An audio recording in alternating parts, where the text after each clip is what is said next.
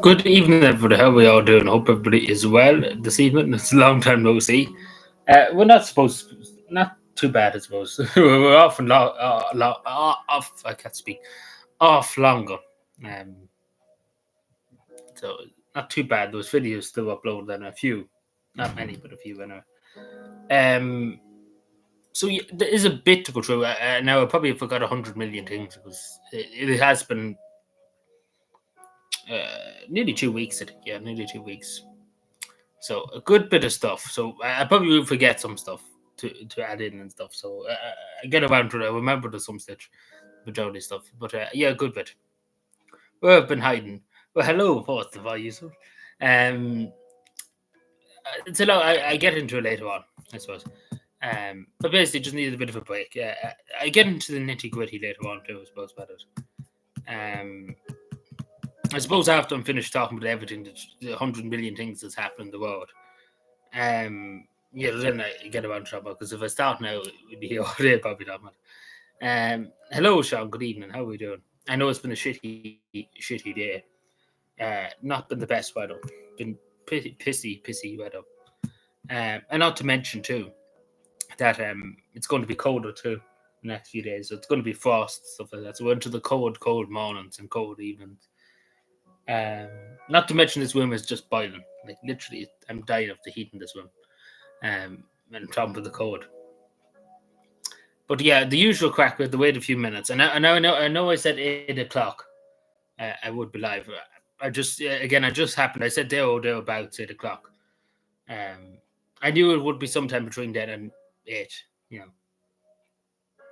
yeah, I was definitely on its way now because the temperatures are going down now from tomorrow night, and not to mention just fucking cuts and raining, and it's just miserable to be totally honest with you. Especially when you're walking in it, you know, during the day, majority of the day, it's quite miserable because you're just drowned. Uh, it's just very miserable. It's not the weather to be doing much. Because it was dreadful a few stages today.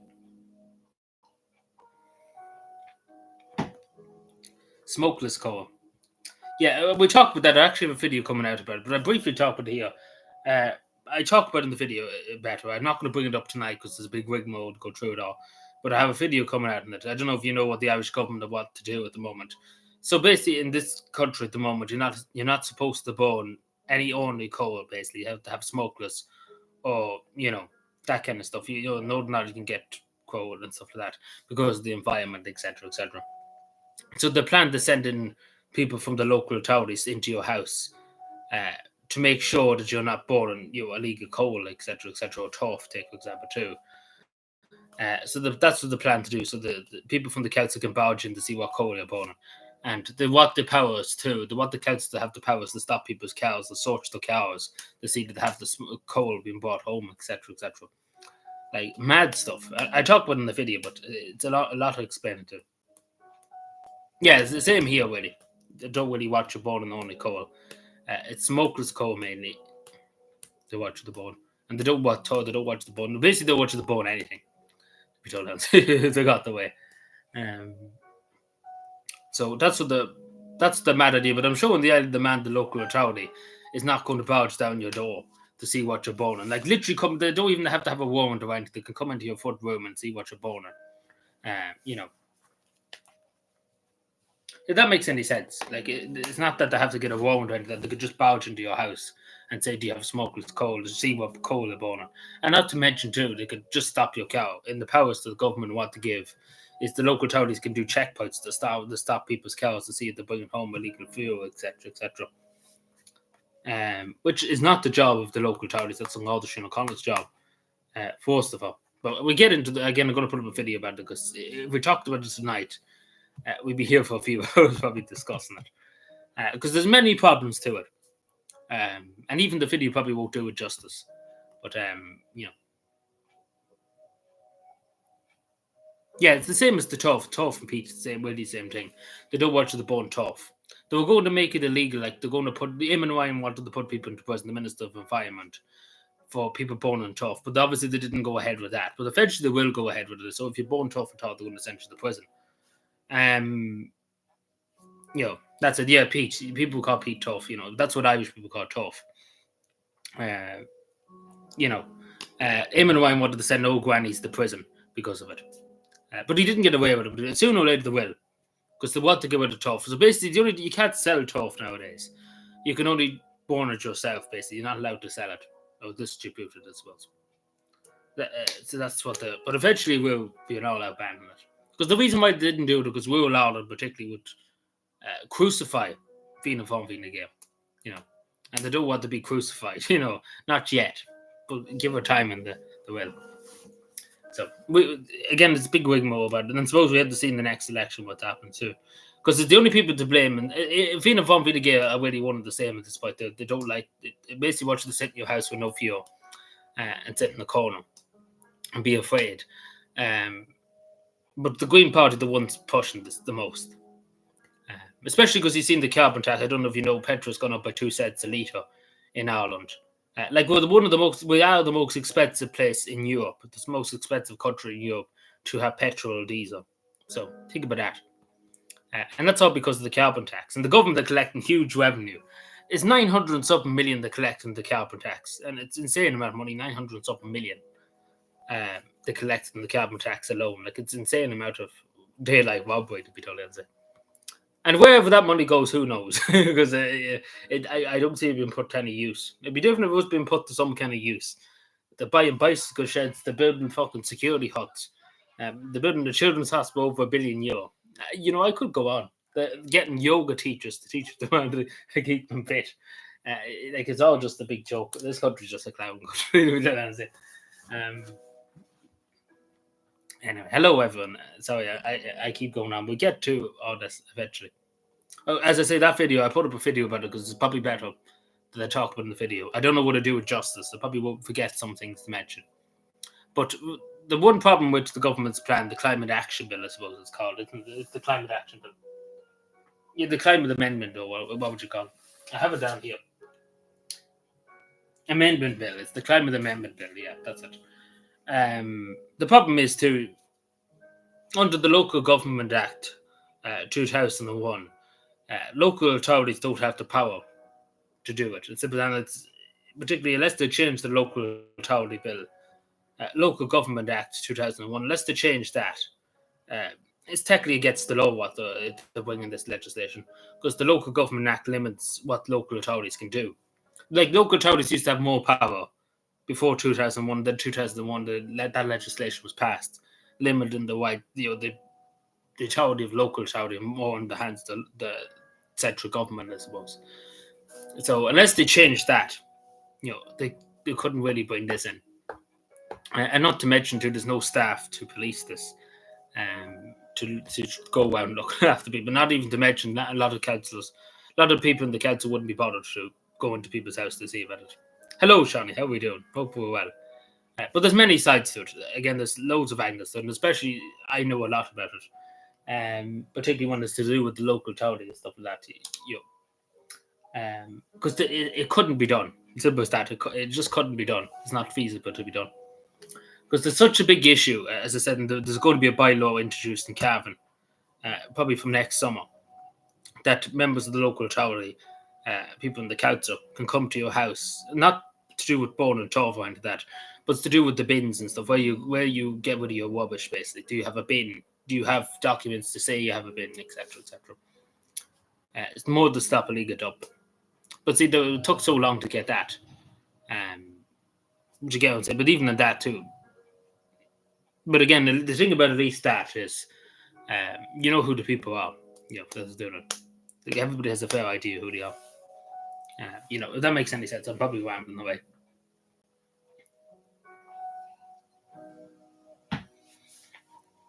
But anyway, I think we probably will get started.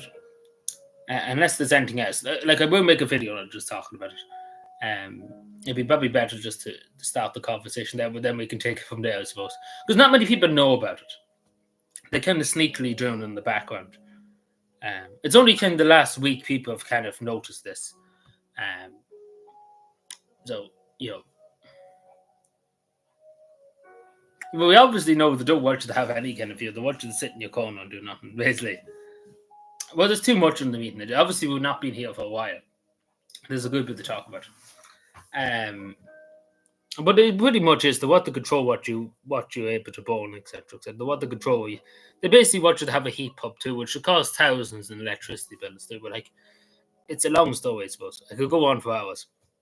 But the one thing I will say just before I go on any further, now YouTube has been a bit more stricter, and it's going to be a bit more stricter because the YouTube terms of service, I think, has been updated, etc., etc. They're going to be more stricter on political content, etc., etc. So I have to be careful more now what I say.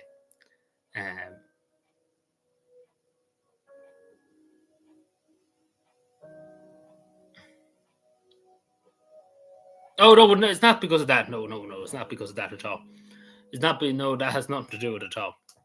Like like I'm determined to continue on. Let's put it that way. Like my channel's been shadow banned. It's atrocious how bad the censorship is. But I plan to battle on anyway, if that makes any sense. There's nothing to do with that. It's just kind of needed the break, etc. So it wasn't to do with the channel doing anything like that. Nothing to do with that at all. It's unfortunate, but again, taking a break wouldn't, not going to change anything. That's the thing. The best thing to do is just keep trying to keep going. But again, it's getting more stricter now in the next few months. So I have to be more careful too, what I say.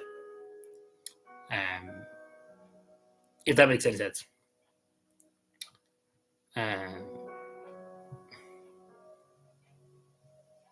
So yeah, let me just see, because there's that much actually to talk about. Where will I start, I suppose?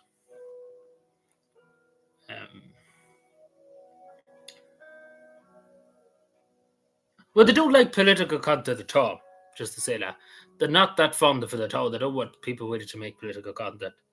They don't really want that. They want people giving an opinion, etc., etc., and anything. So they're very upset about that, YouTube. Not just with me, other YouTubers too. They're not.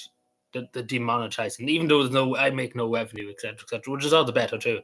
Which gives them more reason to probably to dump me down the memory hole, because they're making no money from me. And I'm making no money from them, so why do they care really if they shadow ban it, etc., etc. Like Ben Shapiro, etc., etc. The Daily Wire, etc. So making thousands for YouTube, etc., etc. Take for example, just putting it out there, like they're fine, but the only Joe, particularly if you talk about politics, not so much if you do only things. Talk about games, etc. So it's not going to hit yourself, but particularly now coming up to the elections, it's the US elections. I think they're kind of cracking down a bit harder on things.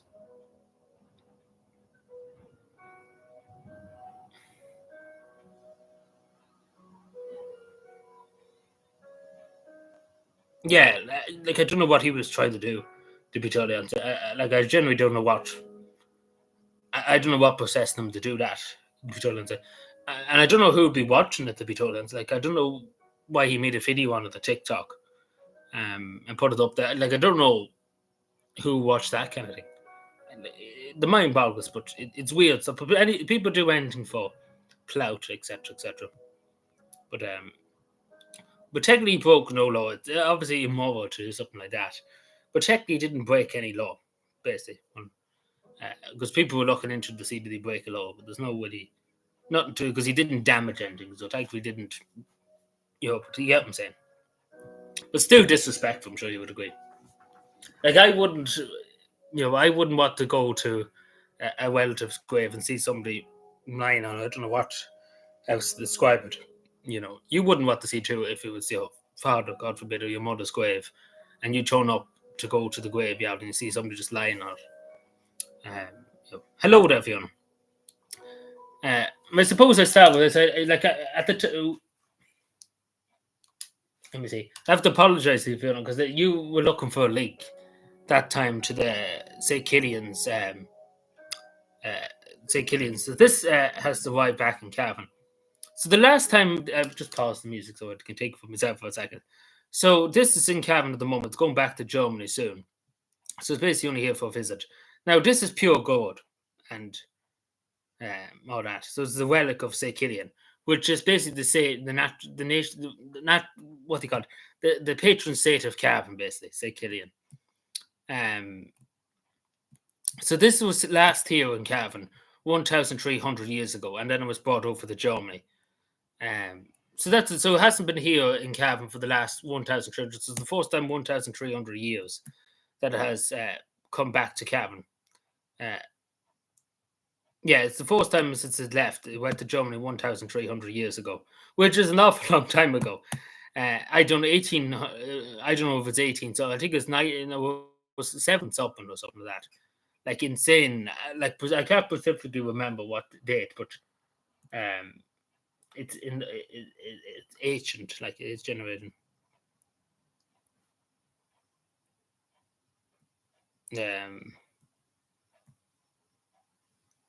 But yeah, so a really historical day, and it's great to see that they came home.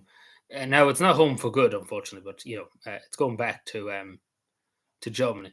But I sent you the article. It's in one of the comments on the comments on the video.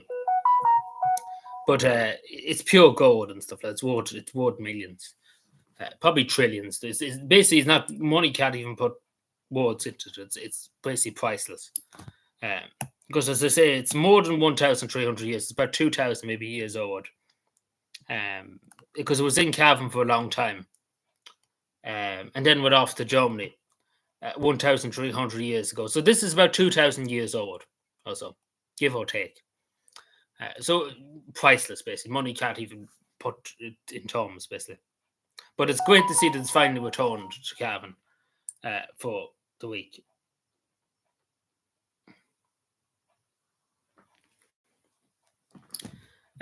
But unfortunately, I didn't get to see it. It was in St. Patrick and the cathedral in the town. But literally thousands of people came. There's people literally from America, from every part of the world. There's somebody literally from Uruguay that came especially to see it. Came all the way from Uruguay to see it in Cavan. Like pilgrims, as we call it. But so it was great, and it's a good boost to the Cavan economy too. That people came from all over the world, not just from Cavan, to see it. To see it come back to its homeland. I don't know. Like I pursue the story. I think goes. I'm not too familiar with the whole story of it, but I presume that he went over there to spread Christianity in Germany, St. Killian, and that went with him. I think that's what the word. That's what the saying is. That's how it ended up over there. Like the parish that it's in Germany, it's basically our sister parish, basically.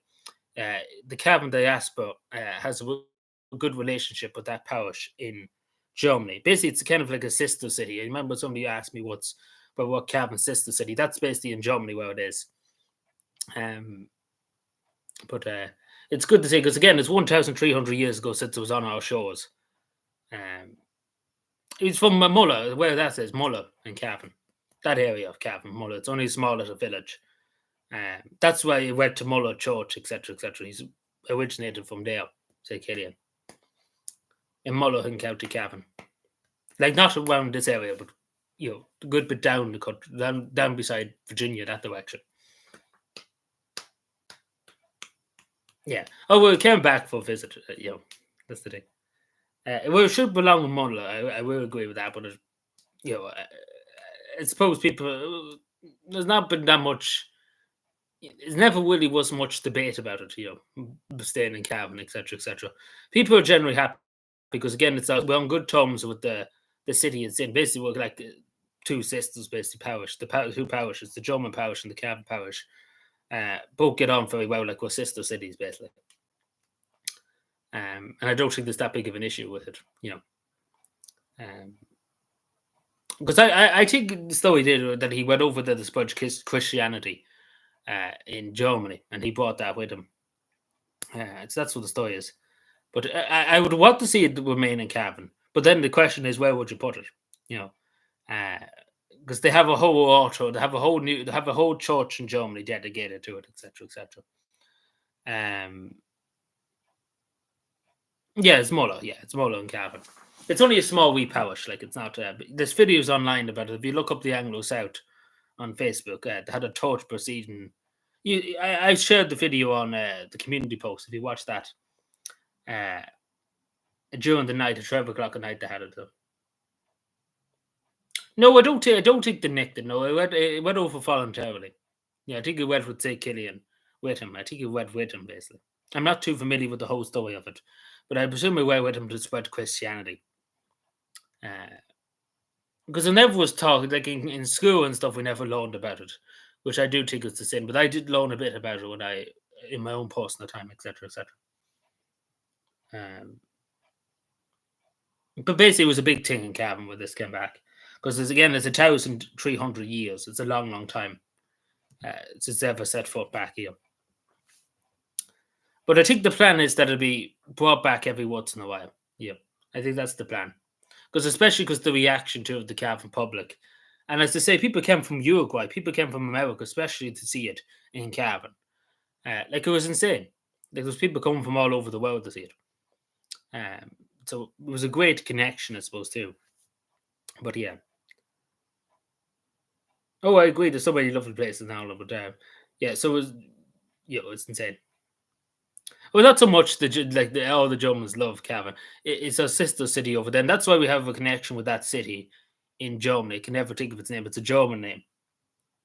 But in that area too, there's a Cavan. There's a person from Cavan that's a councillor in that area too. So there's a big connection with that city in Germany, because there's a council elected to that county council over there, along with the relic too that's from Cavan, etc. Oh, he's gone to Poland. Jesus, well, that's great. Great. I hope he enjoys Poland. It's like I know there's when I say it's a long name now, but if you look it up too on Wikipedia and stuff like that, I can never think of its name. But the woman that is the councillor over there, I met her once.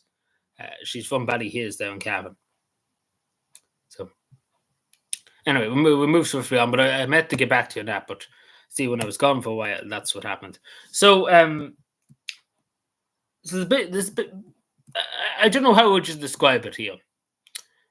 There's been a good bit of talk now, particularly this community group set up, etc., etc., to specifically find out where these cameras are. I don't think anybody's found out where these are, because I don't think they are this. Because there's 2 or 3 of them in here, somewhere between Cavan Town and Belturbet, and nobody seems to know really where they are. In theory, as far as I can gather, I was on the lookout for this one, the whole lot of them, and I couldn't see them. So I don't know where they are. They must have them somewhere hidden.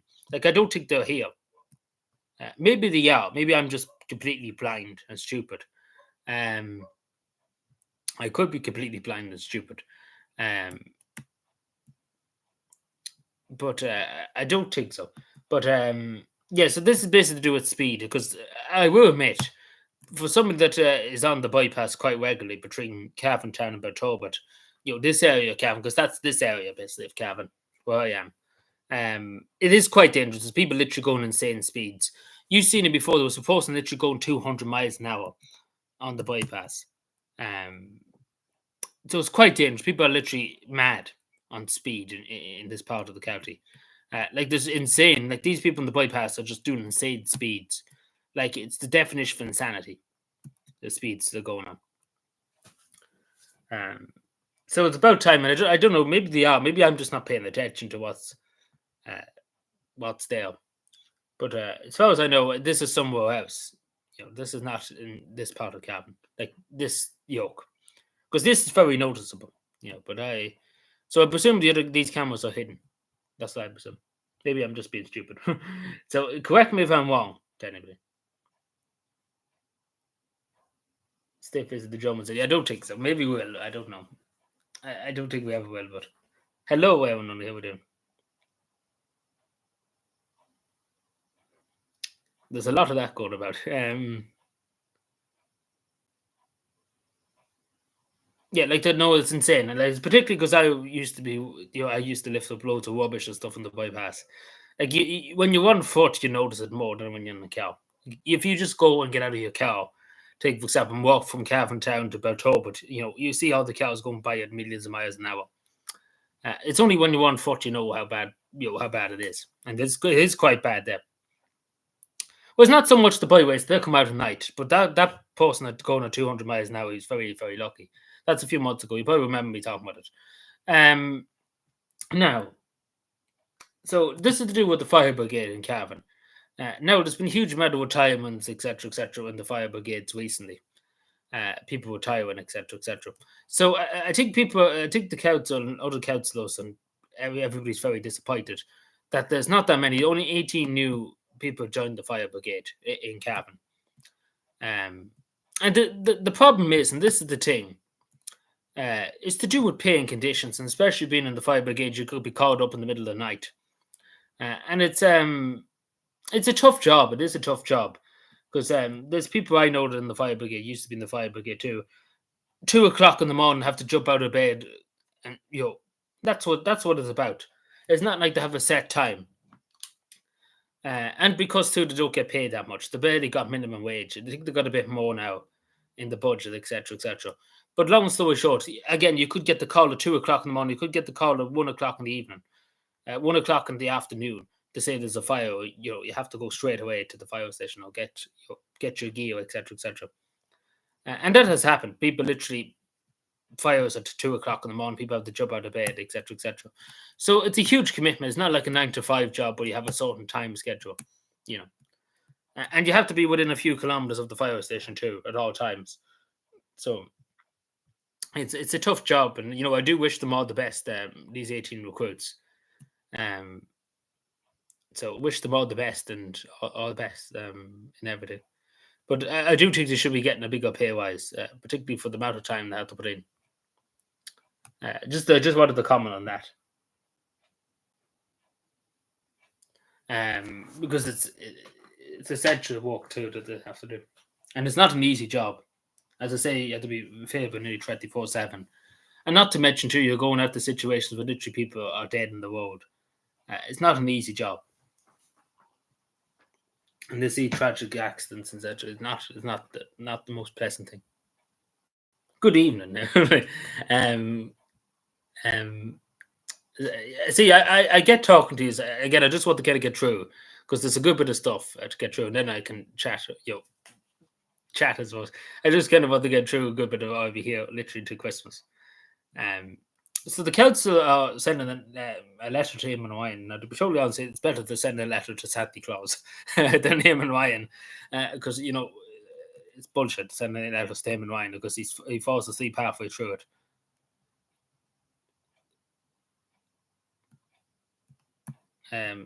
But they're talking about this is the problem too, and was just saying about paying conditions. What to increase the drive age to 70 years old. And the same with school bus drivers. Like school bus drivers are forced to retire at 65. Now it isn't that hard of a job. Obviously, you do get abuse, etc., on the buses, etc. That goes without saying. But at least it's not that physically. It's obviously a lot of responsibility driving the bus too.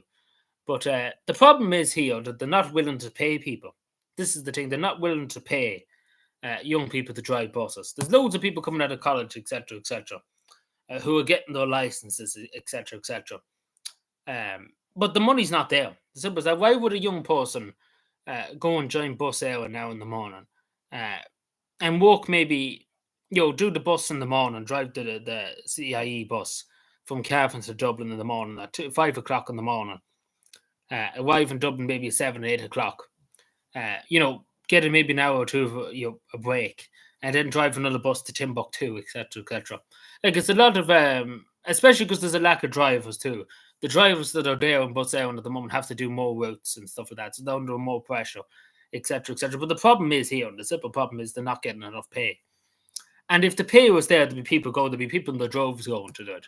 It's the fact of the matter they don't want to pay people to do it. As simple as that. So they're hoping that the people that are there will walk to the drop dead, basically, which isn't the right way to go.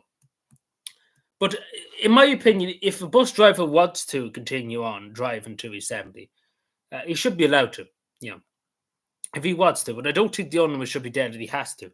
Because what they're saying in here is they should be made do it to the 70. Now, none of these councillors will do any work until they're 70, let's put it that way. Just to put it straight. But, it's the same with everything. It's just that. Pig,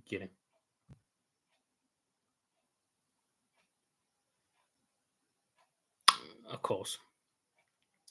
I've talked about this in the video the other day.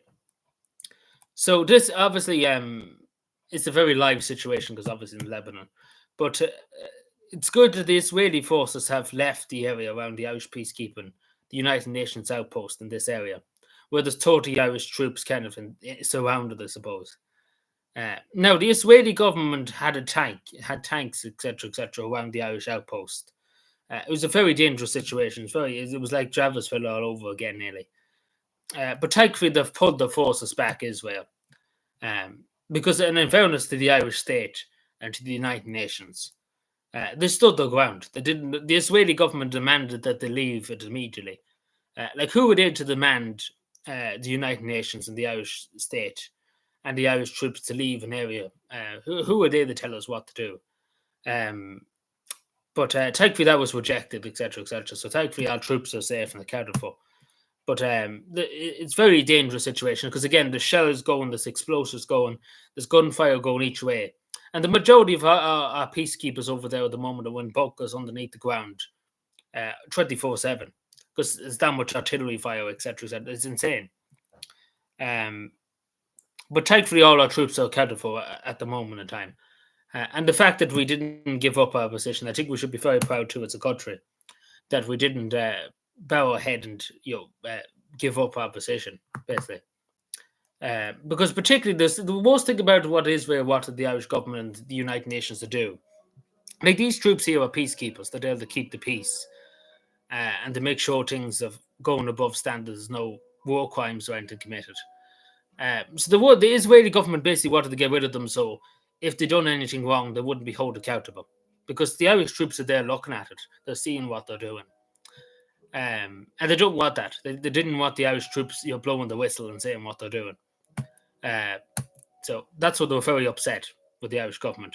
Now, speaking of that, I don't know if people have seen this. Now, I don't have the Pacific Treat, but this fella here, he's basically he's in the pocket of Israel, basically. His account was banned. So, in fairness to Elon Musk, because if we were talking about hate speech before, like I don't have the screenshot of it, but I'm sure it's available on. I'm sure it's available here. It might be here. Yeah. Like here it is here. Like here it is here. No, that might not be it. But he said a few things against Irish troops that where was it? Sorry, am I stupid? Yeah, here it is here. So this is what this fellow said. This is incitement to violence. And where's Helen McAtee? Helen McAtee, this is hate speech. Where's Garda Síochána O'Connell? Because to be totally honest, this man should probably be arrested because this is hate speech against Irish people. Like, where's this hate speech that everybody keeps talking about? Like, Irish people been like literally this is a incitement to violence. Israel should carpet bomb the Irish area and drop napalm. Literally, Irish peacekeepers, just to say, people that are not even intervening in what's happening at the moment. They're just kind of there. And this fellow, again, he was a Trump advisor, etc., in the White House.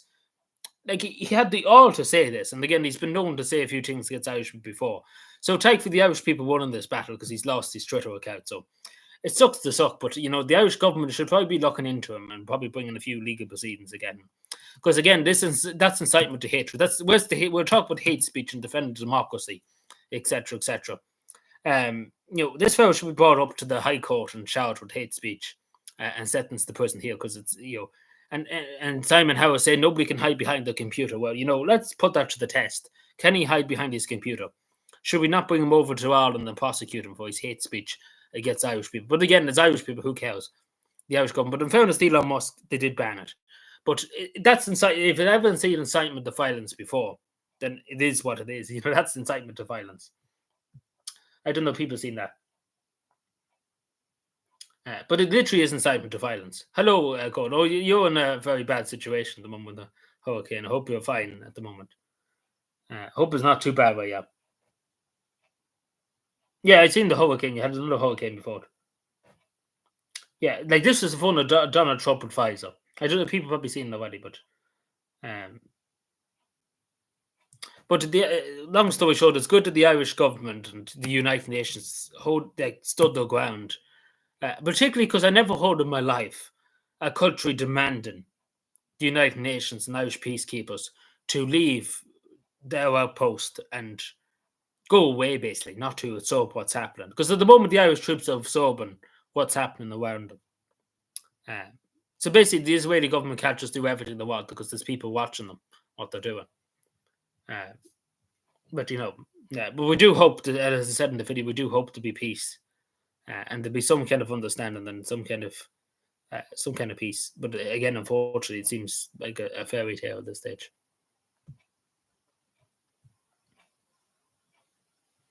Yeah, he's a phone advisor for Donald. Yeah, that's like. Have you ever heard hate speech? That's a hate speech. That's definitely incitement to violence. You often heard the Taoiseach saying about defending democracy, etc., and far right thugs, etc. Literally saying the Irish peacekeepers should be napalmed. I think the Irish government should probably be looking into him and bringing a few legal proceedings against him, because we're on about the hate speech and defending democracy and etc. He probably should be looked into a bit by Garda Síochána. Because that's incitement to violence. Whatever but hate speech against Irish people, because it's Irish people. Who cares? The Irish government thinks. But definitely that's incitement to violence. And he said some other stuff in the past too. It's definitely incitement to violence. If that was anybody else, believe me, it would be hauled off to the slammer. Yeah, I can't say much on it at the moment.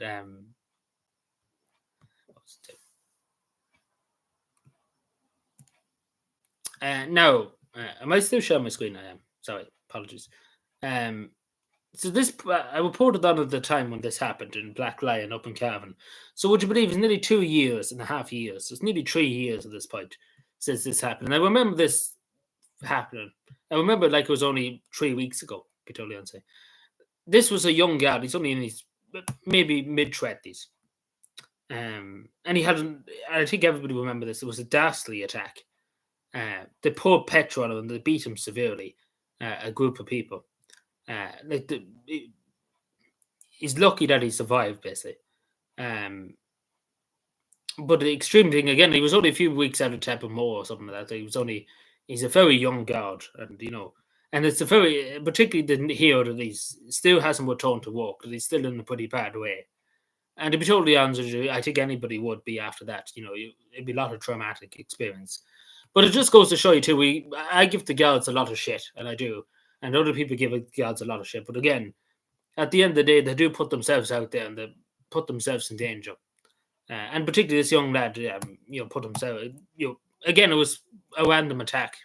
There wasn't any warning or anything like that. He was just, he was on patrol.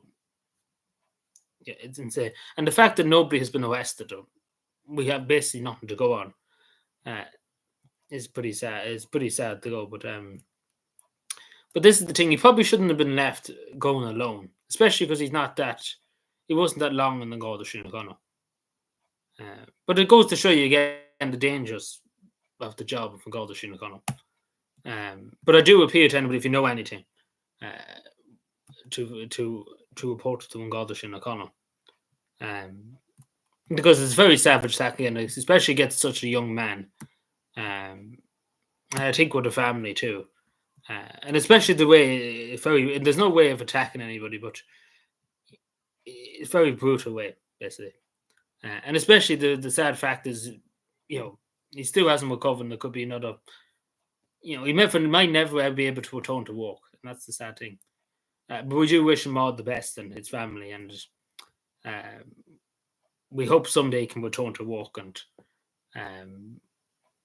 we hope for the best for him.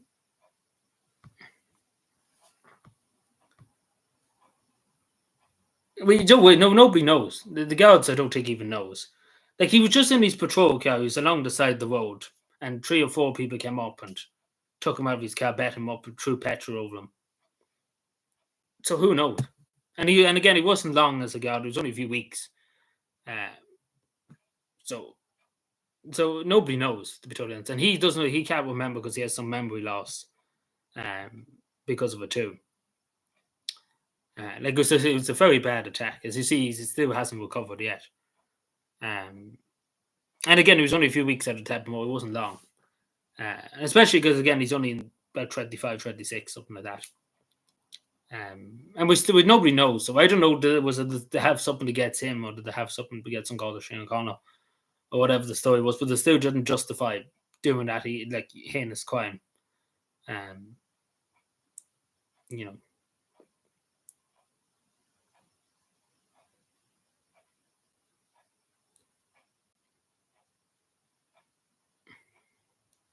But no, we don't really know what happened. Like, the only thing we know is that he was found in the road with petrol and stuff like that, and severely beaten.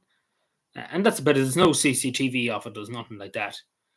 See, if at least the good thing, as I said, I think people criticised me before for the body cams, for the Gaudi having body cameras. But at least if he had a body camera and stuff like that, we could have got some kind of insight. Or if the Gouda cow had a camera, we could find out something. But the fact that we have literally nothing, they have nothing to go on, basically. Like, nobody's seen it, so there's nothing. You can't find out who done what. At least if he had a body camera, you could look at the body camera and see what happened. Or even if a Gouda car had a camera on it too. But so I don't know, will we ever know? Yeah, I say it was these are smuggling. That's what I say, but I don't want to be spreading rumors around that. But definitely, I don't know what it was. I don't know, was it personally get him, or was it to do with Garda Síochána, something to do with people not being happy with Garda Síochána? So who knows? But it was very brutal, I know. Especially because he was minding his own business. He wasn't, in fact, like, he was not out in the crime scene, if that makes any sense. He wasn't caught or anything. He was just along the side of the road. I think he was doing paperwork and stuff at the time.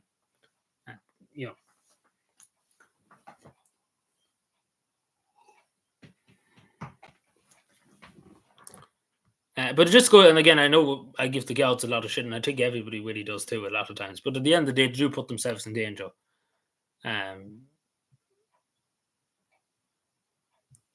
Now, to do with this Russian spy. So now there's a weird thing in the channel. People are going around saying I'm not a spy, which sounds very sus. Like, just saying it out. Tim Dooley in Fianna Fáil. I'm not a spy. I'm no crook. It's like that thing. I'm no crook. People need to know their person's not a crook. It sounds like that, when you say it out loud like that, you kind of put yourself in the, you kind of put yourself, out there. But yeah, there's definitely some kind of Russian spy in the Shannon or in the doll. As everybody said, it's Eamon Ryan because he's a sleeper agent. Get a sleeper agent. Imagine if it is Eamon Ryan. It'd be something to behold. Like, I don't know how anybody would recruit Eamon Ryan to be a spy, because he spent half of the year sleeping. So imagine, I wouldn't be surprised if he was. He's a sleeper agent. He just sleeps. He's a spy, and he's a sleeper spy. He finds out when they're sleeping, etc., etc. But it was. I found this very weird. To be totally honest, just coming out saying I'm not a spy. I found this very weird. But maybe they're just wanting to stop rumors or whatever. But there definitely is some kind of spy hanging about Dáil and Shannon. But if we do find the spy, obviously, of course, it's the highest possible treason. They need to be dealt with extremely toughly. Especially being an elected representative to represent the people of Ireland and entrusted to represent the people of Ireland. It's a break of trust. And that's what it is. We don't know. Nobody's said anything. Yeah, but who knows? But I don't know. But Eamon Ryan, let's be fair. Would you hire Eamon Ryan if he was a big Russian oligarch or Putin or anything like that? Would you hire Eamon Ryan? Would you literally sit there and say, I'm going to hire Eamon Ryan? Petr Dubin came out and said that he was offered dinner with Vladimir Putin, etc., etc. But he didn't take the offer, but he was offered it. So people were doing the rounds. So the Russian government was doing the rounds, trying to get TDs and senators. Because that must be what they're trying to do with what they call Petr Dubin. They offered them dinner, a 5-star hotel, a first-class ticket to Moscow for a big dinner with the oligarchs, etc., etc.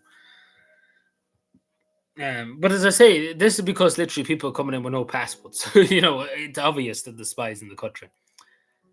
But I suppose we find out. Say nothing until you hear more. Deal with the link, yeah. It makes sense. But it is true, there's definitely Chinese spies. There's definitely MI6 and MI5 for about two. Like, look at them, God, O'Connor, it's plainly obvious. MI6 and MI5 have links in Ngálda Sín Connor. Well, you know who the highest of the highest is. Who's in the, it's something to behold. But anyway, what is this? Yeah, that's that. So just what the brief, we're talking a lot about Finland now in the next few minutes. But unfortunately, so after three cleanings, I'm sure people remember 2 weeks ago the Houses of Parliament in Finland was vandalised by Extinction Rebellion.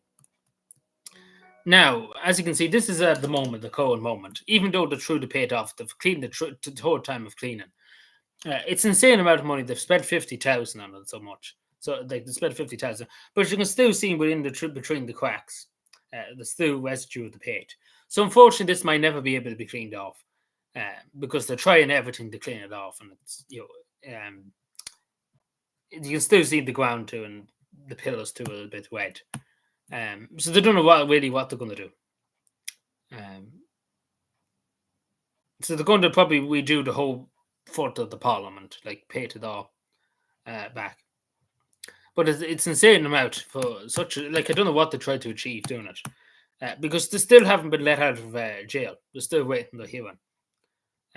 So they're not going to get off with it anyway. They're going to be sent to prison for a long time, and they're looking at 4 to 5 years in prison, along with a €40,000 fine each. They're basically getting the book thrown at them. There probably should be more, but they're definitely going to get the book thrown at them because people are very annoyed about it, especially because it's last long and damaged. This is 3 weeks on and it's still, like that. So.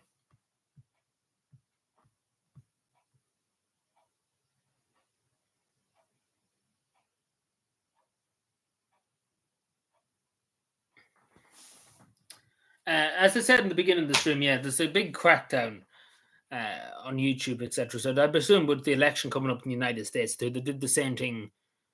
The last election in the United States.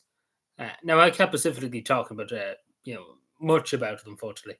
I have to kind of be careful what I say as opposed to in a lot of regards, because YouTube is cracking down hard.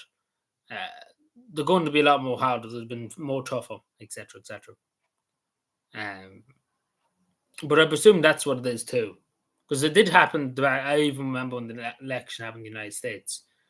I was hit a good bit too, even though I'm not talking about American politics and stuff like that. There's just statewide, like page-wide, basically. It makes sense.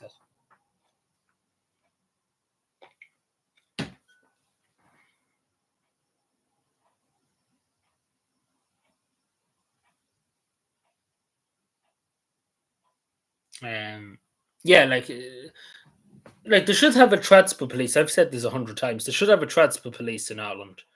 In Helsinki and stuff like that, and I know we keep talking about Helsinki, but they do have a transport police, like a designated police officers to get on buses and trains, particularly in the trains, to check people's tickets, etc., on the subway. And usually, though, around particularly the metro in Helsinki, if you're in Helsinki, you see the transport police there, like there as a physical presence on the platforms, etc., and at the train station and stuff. They're there physically and stuff like that. There's no such thing in Ireland as a transport police, like the police that are just be on the buses and stuff. But should be a part of Ngálda Sín Connor. But they're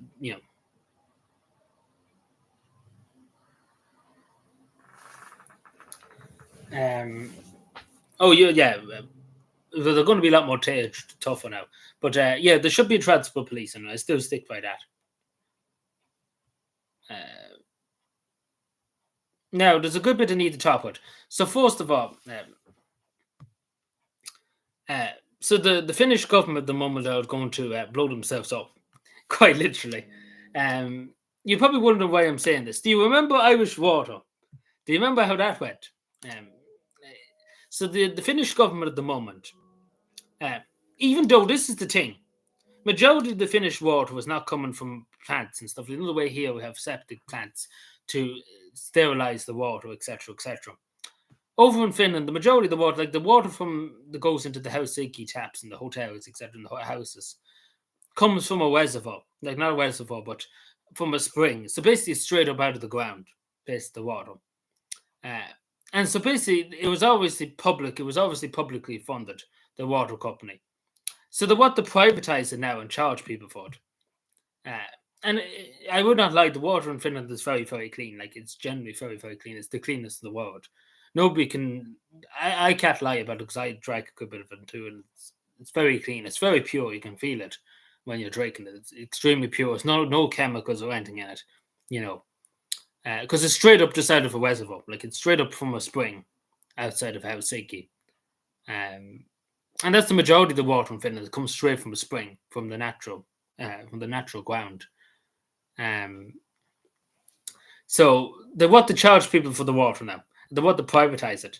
And now, obviously, we should probably tell Lie Anderson. Obviously, not Lie Anderson's fault, but we should probably tell the Finnish government. It didn't go well in Ireland, so you probably shouldn't do it at the moment when you literally are. People are very angry with the current Finnish government. So you probably shouldn't make people more angry. But you do you. But long story short, this is not going to go well. This is what it's right. Because I don't know how they can justify it. Over here, maybe they can justify it. Even though we're waiting 24 hours a day, 7 days a week here nearly. But, they have to put it through treatment plants, etc., here and stuff, and sterilize and all that. Over in Finland, it's just straight up from the reservoirs. Like, straight up from the ground. So, I don't know how they can justify charging people for that. I generally don't, but, whatever.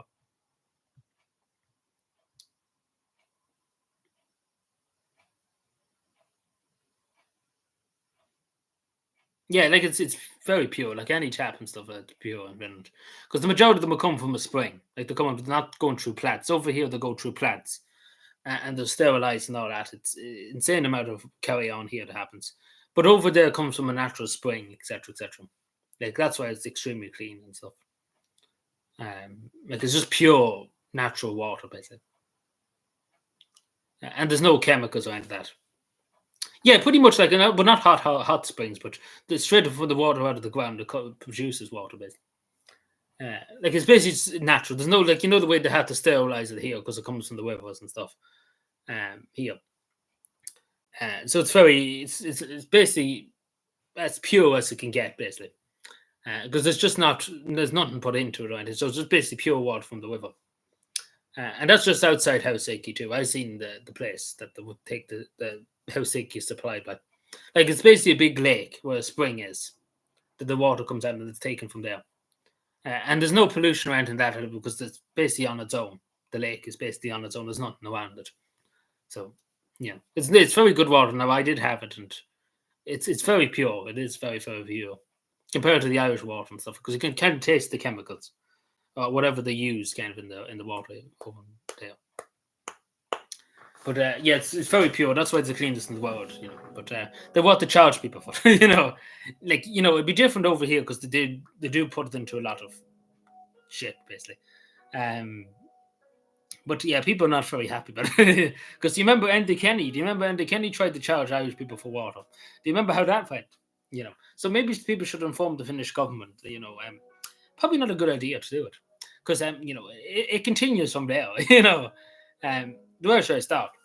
I said we talked about the water. So basically, at the moment, remember I said the Finnish government wanted to ban protests, anti-government protests. Now, so the Finnish government at the moment, if you participate in an anti-government demonstration, whatever the government deems anti-government, they can fine you €200. Just because you're demonstrating against the government. This is not democracy. What do you think this is? So that's what they're going to do. So instead of sending you to prison, because before on the order they send people to prison for 5 years, they're going to just charge you €200. So this accounts for Extinction Rebellion, I think.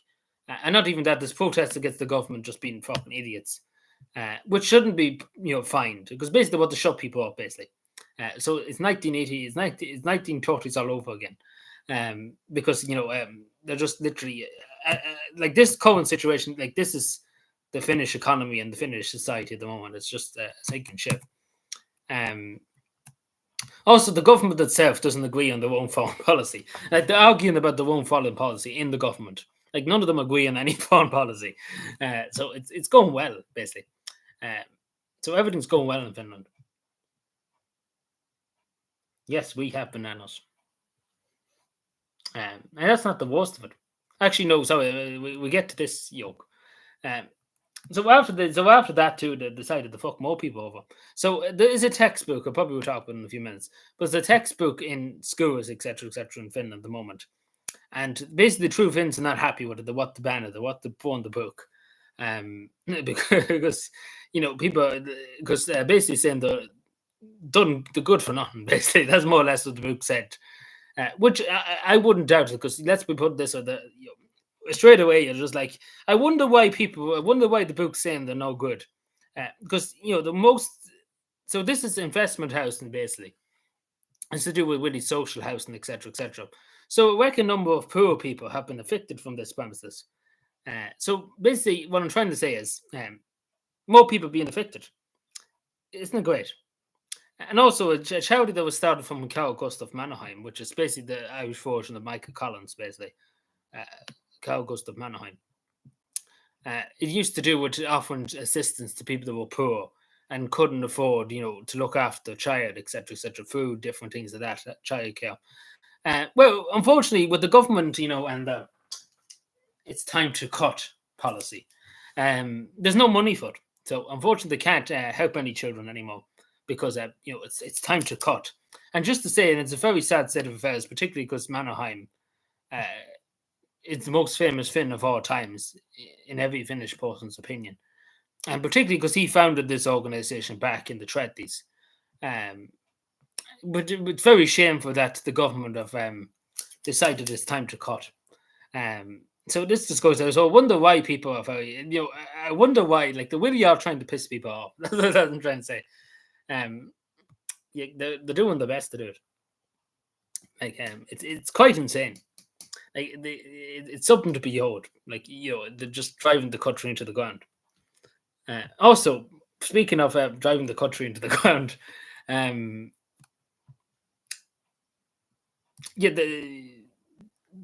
pretty much what that comment is. Moving forward together. These are election posters, to say. So the election basically is imminent. When you see this, because there's a fuck ton of election posters there. There must be maybe 3 or 4, maybe, God knows, 15,000 there, because there's 2 other packets there, God only knows. But you and I are paying for this too, of course. Don't think they're paying for it. But yeah, definitely an election coming up, because, moving forward together. Fianna Fáil. Speaking of lunatics and stuff like that, the highest homelessness crisis in the history of the state, the highest homelessness, and nobody can buy a house, not to mention scoliosis, not to mention this. I could be here for the next month if I went on with everything that these equipments and this fella here, that's Mickey Mouse. I don't about moving forward together. I think we should move them behind a bar, of a prison cell. But yeah, definitely the election's coming. Just to say. Because I don't know who to call him. Are we ready for a big long essay now? Are we ready for a big long essay? Are we looking forward to a big long essay?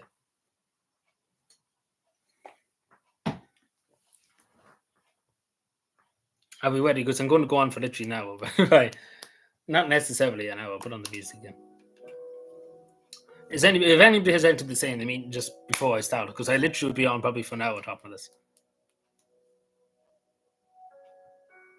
Yeah, that's what, but it's pretty much confirmed, really, by looking at that post. They are going to go for it.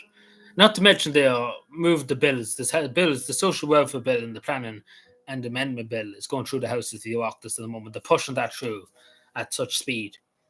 So I presume they're going to go in November. Like they are going to go in November for it. That's what I take it now.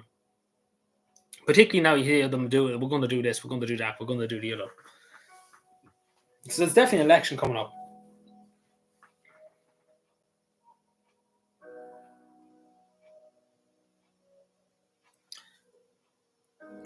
Oi, send that man.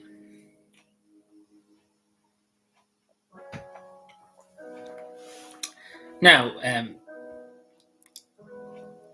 so talking about the lady of the week, Sanna Marin, of course, because literally, the Finnish media is obsessed with it, and the Finnish public are basically obsessed with Sanna Marin. Like, who wouldn't be obsessed with Sanna Marin? But basically, this audiobook came out, and I suppose we start here. And I suppose I can talk a bit personally too about it when I was over there. So this is the current leader of the Social Democratic Party in Finland. Obviously, this is Sanna Marin. Obviously, like there's a comment here from this journalist that really tells you really all you need to know. I should fucking get it.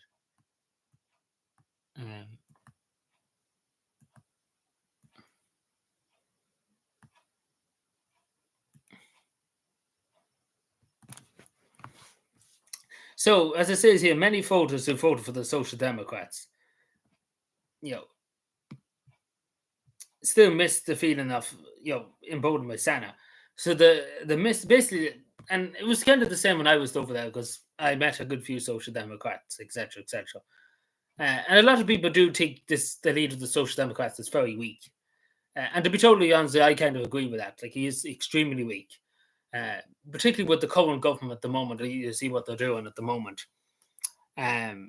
He's very, very weak. He's afraid of his life with them. He's afraid to say anything against them. And that'd be quite different if Sanna was there, because Sanna would give them an earful, particularly the minister of Sitters. It wouldn't go well for the minister of Sitters if Sanna was there. So a lot of Social Democratic voters, like, definitely he'd be gone by the end of the year. It's whatever the next Finnish he's going to be gone. He's not going to survive. Even though, in fairness, he's kind of got a bit more support for the party, etc., etc. But he still doesn't have the, as a lot of people point out, he still doesn't have the charismatic and the charm of Sanna Marin, basically. Especially because, again, usually prime ministers are obscure after they leave office, etc., etc. Like, look at Leo Varadkar, nobody cares about him nowadays. Like, nobody talks about Leo Varadkar. I've ever heard anybody in the media say anything about Leo. Like, they completely forgot about him. Like, Sanna Marin has barely left the job and everybody's still talking about him. But the majority, like, I think there was a poll done, 70% of the Social Democratic supporters still, like, they miss Sanna Marin as the leader of the Social Democrats, basically. So there's a huge sadness that she left as the leader of the Social Democrats, especially because Sanna Marin was a lot more stronger in theory, I suppose, than the current leader of the Social Democrats. Because let's put it this way: the government would have, the Finnish government at the moment would have a very hard time trying to get these things what they're doing at the moment if Sanna Marin was there, because that's the main opposition party to the government, especially because you've seen what I showed you earlier on, that it's just it's basically low to carry on. But basically, it's the same as the government at the moment, the True Finns, etc., etc., and what they call the Minister of Sitters.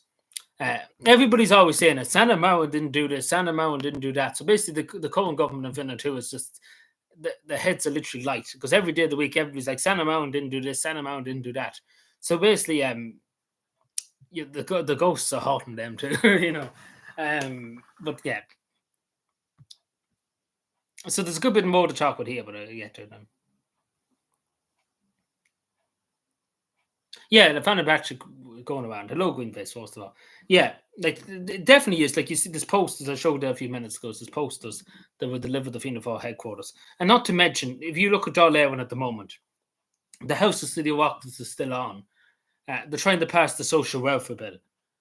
And there's a plan and amendment bill going through the House of City Oireachtas.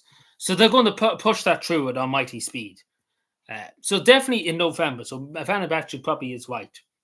Definitely it is. And especially because we see Simon Harris has gone to meet Joe Biden. So that's why they're definitely going to go 100% sometime in November. It might not be mid-November, but definitely Fanny Batchy, the opposition parties would need to know, the so-called opposition. But, they would want to be told, really. So I say they are going to go. Because it'd be better to go early, as I said in the video the other day. Because if you said it's next April, take for example, people have time to organise and to get campaigns going, etc., etc. And they don't want that. They want to kind of get people on the hop, if that makes any sense. They only want to give you a few weeks' notice so people wouldn't have time to campaign, etc., etc. That's what they're going to do, because it's in their benefit to have a surprise, basically. And we've seen already with the budget, they tried to buy people's vote, basically. That's basically what it was all about.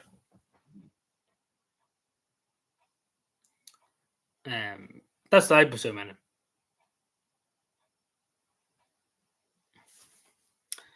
So there's going to be a lot of talk with Santa Mountain for a few minutes, so I hope you're ready.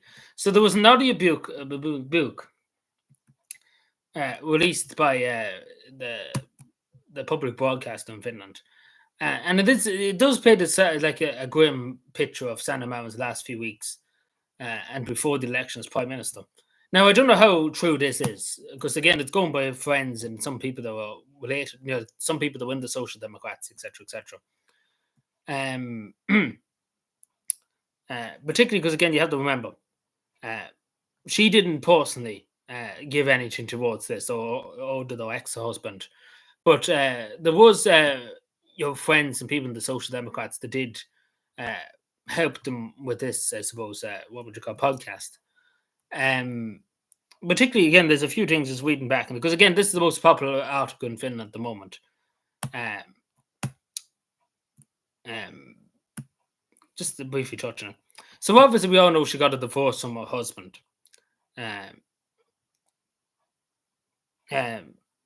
So before the election, I do think this is important too, to know, and I do believe this actually too, that it does sound to be true, and I can go into many details on it specifically, but particularly because basically the family, her husband's family, her relationship was basically her relationship with the whole family was falling apart.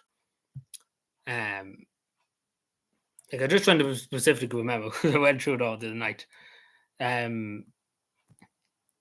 So yeah, the divorce papers were signed long before the election, but it was only announced after the election, basically. But they were postponed until after the elections had been announced.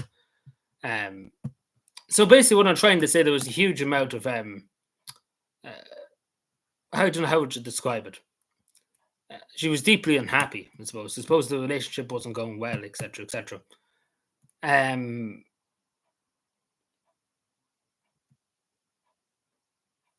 particularly then, obviously, with her parties too. Going by some of her friends and some of her colleagues, the moments of joy in Santa Mountain's life was to do with partying, etc., etc.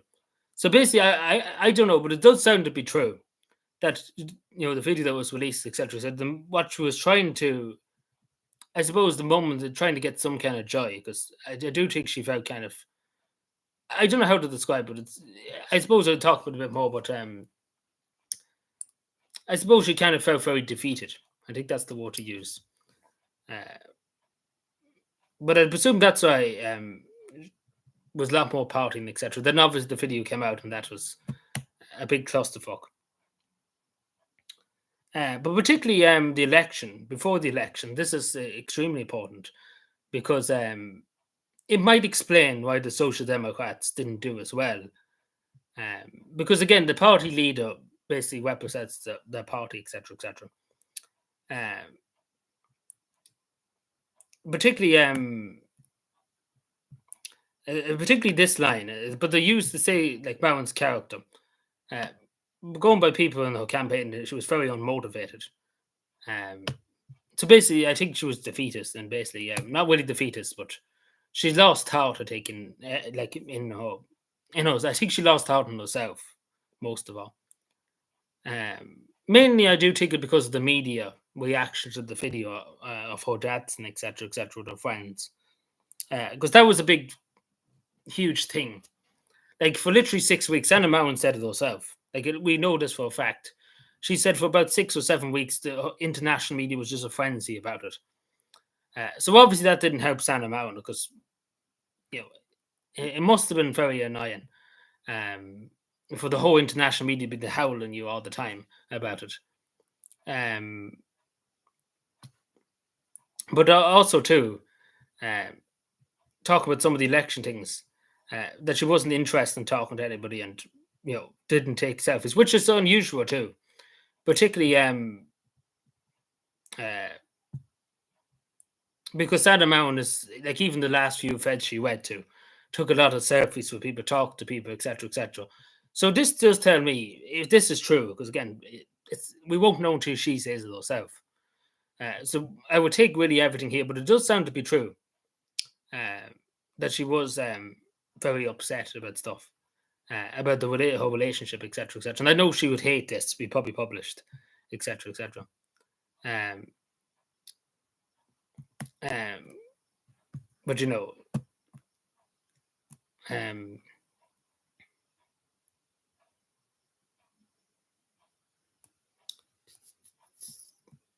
but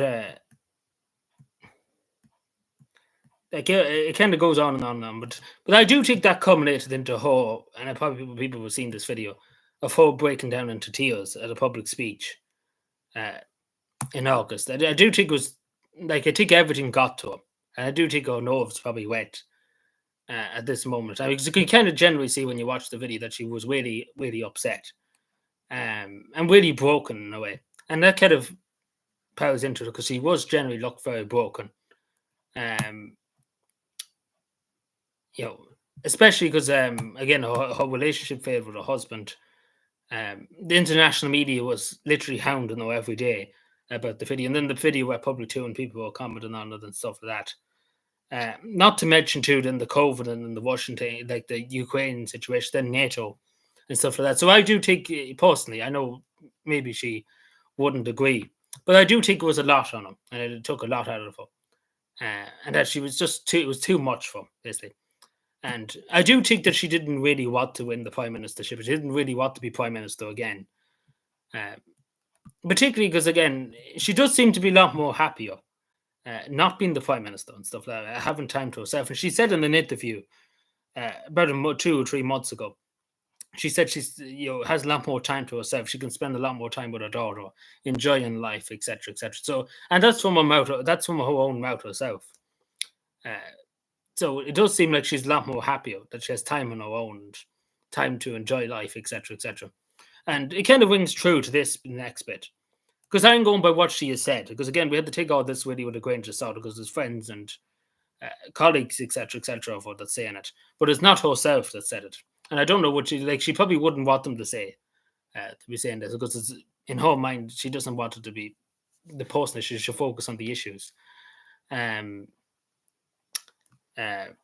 but going by what they said, like and this is true, really, in the way. What one of her friends said that they have more time. She has more time for her coffee tastes good against. I've been long swimming, traveling, etc., etc. Which is true. This is a true statement because she's taken up tennis and she's taken up golf. There's no lying about that, and then obviously traveling. So that's true in that. And particularly again what they said here too. She missed everything beautiful. So I presume that Santa Man was just done with everything when when everything went down basically. But that's what I'm saying. But I presume she would absolutely hate this article being published. There's another article too, but I think like a lot of people do comment about, particularly this video if you look it up on social media, etc., on Twitter or on YouTube. I do think she did look very broken. Like taken back in it, she didn't specifically say, but she said she was under a lot of pressure. But she didn't clarify on what. But she said the media. She mentioned the media. And she hates the media anyway because the media don't give her any leg room or don't hounding her. Try to like when she was prime minister, hounding her, particularly with the video, etc., etc. So I do think this was a woman that was at breaking point and just had enough of it all and lost faith in herself. And I know maybe I'm wrong about that, but I do think she did lose faith in herself, particularly because, as some of us say about her campaigning, etc., etc. Because usually she's very jolly and has a lot of confidence and stuff like that. But I do think it kind of everything kind of broke her, particularly with people like who were close to her saying she was very unmotivated. And that she wouldn't, particularly this again, if this is true, because I do know she cancelled a few events before the election. That she didn't take she didn't take selfies with people, etc. She didn't really want to talk to anybody. That I do think that she was just broken and just wanted to be done with the prime ministership. And it does kind of ring true because the Social Democrats didn't get rid of her as leader. Like, they didn't get rid of her, they wanted her to stay on. They did the best they ever did in years in the election. And then obviously too with Santa Mound was huge hype over, as I say, but the current leader of the Social Democrats, there's not much support. Basically, it's not much movement there. But it was quite different with Santa. There was a lot of hype, etc., etc. But I do think it was just a woman that was pushed to the very edge and had enough of it all. Yeah.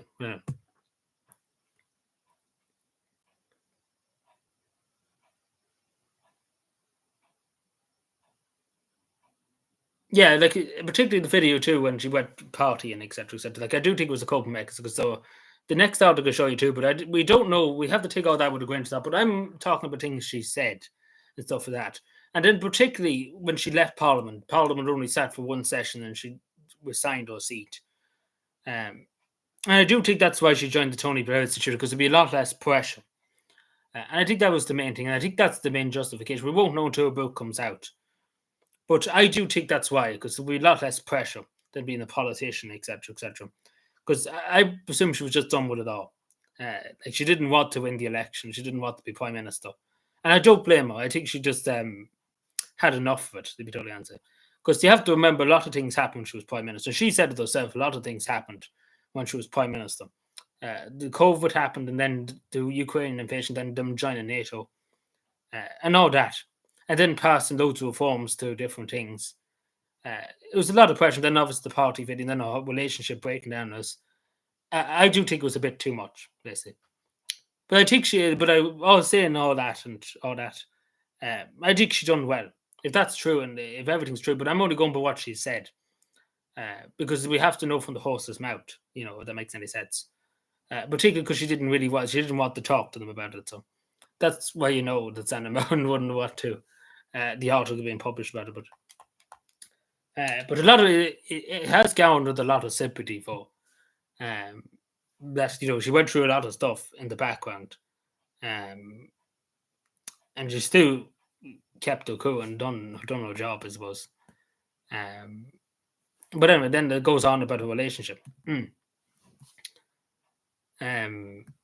the former husband's of it, excuse me. Like there's one particularly bit, and this is true because how like the journalists here probably wouldn't know that well, but I particularly remember Sandra Mowen saying, where was I now? It was at the slush effect, I think, in Finland. In 2022, was it? 2022 must be. Or sometime it was the slush effect. I remember that. Like particularly this, because it does seem to be true. Because going by what she said, well,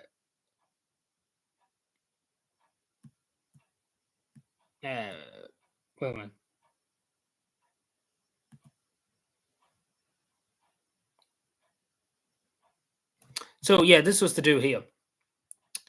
I think it was the difference. This photo here, it's a different slush effect, but I think it was the year before that.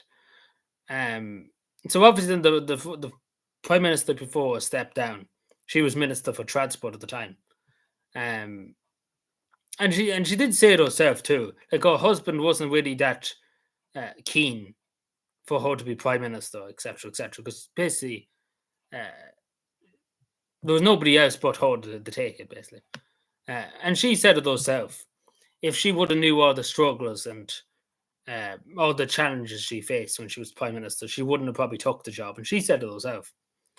She would have took a lot more time. Like she took a day literally to think about it. So she didn't just take it straight away. She took her time thinking about it.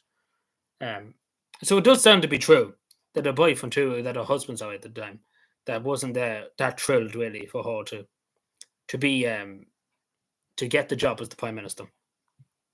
Now I don't know if this is true. She never said about this bit, and she's never publicly said about it. So basically, they were saying that she wanted another child, basically. Which I don't know. Sandra Mowen never said about it, so that's what I'm saying. So we have to take that with a grain of salt, because she's never said anything about it. She's talked about her daughter, like her daughter Emma, she has, but she's never said anything more about it. Really, that she talked about her daughter a good bit, but not that she wanted another child or anything like that. But I presume she wouldn't just say that anyway. But I presume that she wouldn't want this being said publicly either. And like I do think they should respect a bit of her privacy too at this stage, because I do think it's a bit inappropriate to be going around saying it, particularly if it's a friends of her, etc., etc. They shouldn't be going out to the media to say about it. I suppose that makes sense. I know I'm going on a lot, but I know a good bit about it, like what she said. I can quote different things that she said in the past to justify some of it. Um,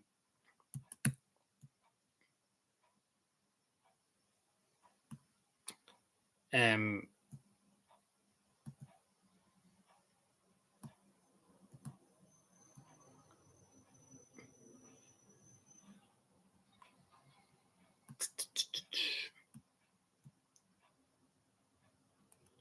so it's hard to know, but long story short, it was definitely a difficult time for Santa Mountain when she became prime minister, even during her prime ministership. Um, Definitely was. Because you had to remember too, her child too, when she was only about 3 when she was minister for transport, etc., etc. And it must have been a difficult time too, because even her husband said at the time too, and there was a lot of he was kind of left, and along with Santa's mother was left with a lot of it, because again she had a lot of work to do, etc., etc. But I do find this is true, and this is actually true, and I know this for a fact. Because Santa Mountain herself literally said about it. Not so much that she named her, but she said she's a big fan of Star Wars. So she said she's a big fan of Star Wars and space movies and stuff like that. She said it herself. So I presume this is true by going by what she said that time, because she was asked what's about her favorite movie. And she said, I'm a big fan of Star Wars and space. And that's what she said. So I presume this is 100% correct. That the name, the child she has after the person, like it's I'm not too familiar with Star Wars, but it seems to be true that because she did say about Star Wars before, so I know. Yeah, probably. But you know what I'm saying? Like, like particularly one thing here. Like I do think it is, especially because Santa Marin too. Like the thing I think that annoyed her the most, and you probably know yourself, like the video. Even though the majority of the only Joes thought it was cool and stuff like that, like her celebrating with like partying with her friends and stuff like that. The mainstream media, particularly across the world, because obviously you have an attractive young woman, that's the youngest prime minister in the world. It was front page news everywhere, basically across the world. I even remember the Irish Examiner I take had it on the front page of Santa Marin Dats and etc. etc. And to have that, and particularly as she said before, for about 7 weeks after that, her office was just inundated with foreign press, wanting to get answers about it, etc., etc. So it was a lot of it was a lot of pressure and stuff like that, and particularly because she done really nothing wrong. It was in her off time in the evening when she was finished her work as prime minister, etc., etc. And there was a lot of like the mainstream media made it a lot worse. Basically, it was all right. Social media. Some people on social media were like, "Prime Minister shouldn't be doing this," but at the end of the day, she was enjoying life. Particularly because, again, if this is true, a lot of this is true. She was through a very difficult time when she was prime minister, particularly with a relationship failing, and then obviously COVID, and then the Ukraine war, and the NATO and stuff like that. Obviously, that must have been not easy for to try and get all that achieved. Even though she wouldn't admit it, I don't think she would admit it, because again, this is not from the horse map, and I'm only going by what she has said. Like she did say it wasn't easy being prime minister, but she did say in an interview, I think, what was it, the interview? It was an interview for Time, I think, Time magazine. It's a very hard job, but it's a job worth doing. The prime minister, it makes you human, it makes you feel human, or what, something like that. I can remember the video. I'll get it up later on just to double check that. But I remember her saying something like that.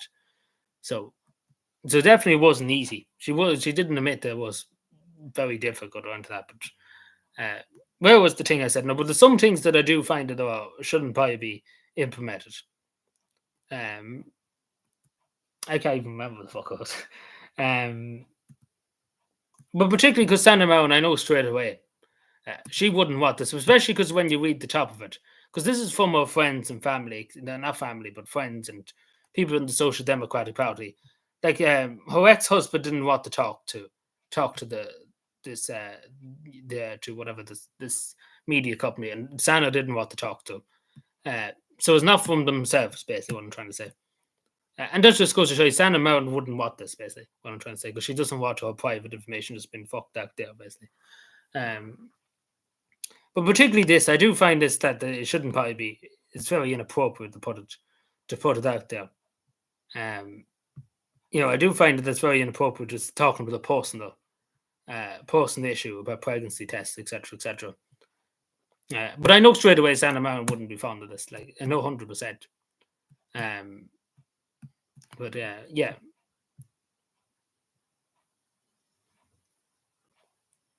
It's Emma. Yeah, Emma. She named it after the Star, which is true because like this is true. The Star Wars bit is true because Sana Mountain did say it herself, and I know for a fact she said she was a big fan of Star Wars, and she named it after the little baby, and they called it Emma. So that is true. That bit's true. Nobody really can deny that because I heard her saying it herself. So. But there's other things that are very intimate that shouldn't probably be for the public domain. But I suppose in a way too, it humanizes her a bit. To say that she is a person, that I'm human, as she said. That she's not just a mindless drone, etc., etc., like the majority of politicians. But I do feel sorry for her because particularly this, she would be very upset with it being out there. I know straight away. But it was after the Star Wars speech. I don't know Star Wars that well, but I remember her saying that. Who? Well, you never heard. Who is she? What? But then, what was he?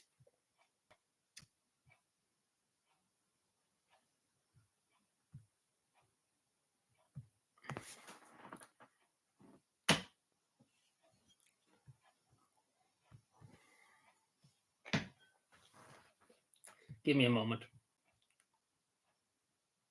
Oh, he knows rightly who she is.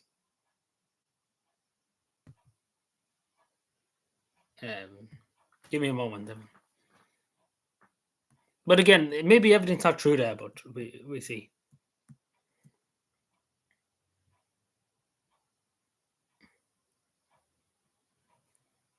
Now, the next to go to that, so obviously Sana Mountain again, but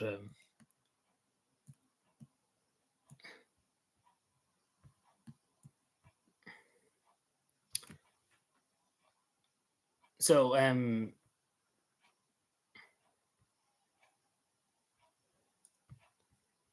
but long story short, it wasn't an easy job, basically. I have to look up that video earlier, just to quote the thing I was saying earlier on. But this came out too. This is the biggest leftist, I suppose, newspaper in Finland, and particularly here, it's it's very damning too in a bad way. But I explain why in a second. I know I will explain in a second what I think of it, etc. But particularly for somebody like this, the deputy editor of a left newspaper, to come out with this, that she's very disappointed in Sana Mountain. Particularly again when it comes to this, a lot of people have called her out over this. That she's literally, I think she said something about it, not much, but something about it. But she said nothing about what's really happening over in Israel, etc., etc. And particularly this journalist here is very annoyed about it. When Israel's bombing hospitals, etc., etc., and killing aid workers and journalists, Mountain has more focused on nails, etc., etc., and applying aids. But this is the thing I would say back to it. She's not the prime minister or not a politician anymore. Now, I do admit she probably should say a bit more about what's happening over in the Middle East. She should.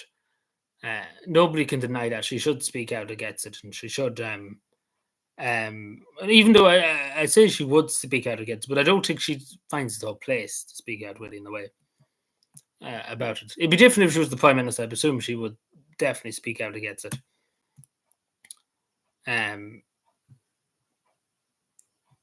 So yeah, they don't know, but basically, they do say she's helping Ukraine a lot, but they're saying that she's ignoring the war in Gaza, etc., etc. Particularly this, like literally the end of it too. The accused have really been racist. which I refute something, you know, like this is an unbelievable statement too to make from a leftist newspaper too, like a leftist newspaper, like you know, it couldn't be more forward than the truth. Like again, this is going back to when Finland joined NATO, particularly. Um, as Sandra Mount said, it was for a peace. It was more peace, not a hostile action. It was a peace action to prevent any further conflict with Finland and Russia, etc., etc. That's what she said. And I presume, like, the main thing is, even Sandra Mount would say herself, is she wants to be a beacon of peace, etc. So that's what Sandra Mount said many times. That she wants peace in the world. She doesn't want people to suffer, particularly children, etc., etc. So I refute this something fierce, regardless of who they are or what nationality they are. I think everybody matters in Sandra Mount's book. So I refute this up and fierce because there's literally no evidence to suggest that she said I don't care about people in the Middle East. Because that'd be different if she said something like that, but there's nothing I can take of that she ever said something like that. Like, I think she said one thing about the conflict in the Middle East, but I do agree with this that she should have probably said a bit more. But again, she's not the Prime Minister. She's not a politician. She's a member of the Tony Blair Institute. But I justify it now in a second. Another bit of it. A lot of things. This newspaper too. There was another article released by the same journalist that criticised her for not saying enough against the current Finnish government, as you know, at the moment. They're basically nearly worse than the Nazis, the current Finnish government at the moment that's there. They're basically, they're nearly as bad as them. The banned, what to lock people off for protesting against them. I can write a book on it basically, but long story short, and I do agree with this too, and it's been said when I was over in Finland too, that she should be a lot more vocal about what the current Finnish government is doing as a former prime minister, as the prime minister was before. And the reason why, straight up, I tell you straight, like, taking of Sandra Mount's mind, she doesn't think it's appropriate. Because particularly, and again, how I justify this is going back to a video where she was dancing. The truth is, the Deputy Prime Minister of Finland and the Prime Minister now of Finland, back then when she was the Prime Minister, when she was dancing, etc., etc., they were shouting from the rooftops about getting the drug test because Sandra Mount was on drugs. And, criticizing her 24 hours a day, 7 days a week for being the worst human being possible, And then they turned out to be the worst, but, but you get what I'm saying. So I don't take in her head. Because she did say before, she was asked, I can't remember where it was, but she was asked in one of the interviews. It's on YouTube. I remember watching it on YouTube. She was asked by a journalist, do you have any comment on the current Finnish government's policy on the Finnish border with Russia? And she said herself, I'm not going to comment on what the current Finnish government is doing. Because she said, I don't think it's appropriate. And that tells you all you need to know. That she doesn't want to be the same as the true Finns, etc., shouting from the rooftops about, what the current Finnish government is doing. She doesn't think it's appropriate. Because she's not a prime minister, she's not a politician, like an active member of parliament, etc., etc. So that's why I take in her head. That she thinks it's not appropriate for her to be speaking out against the current Finnish government.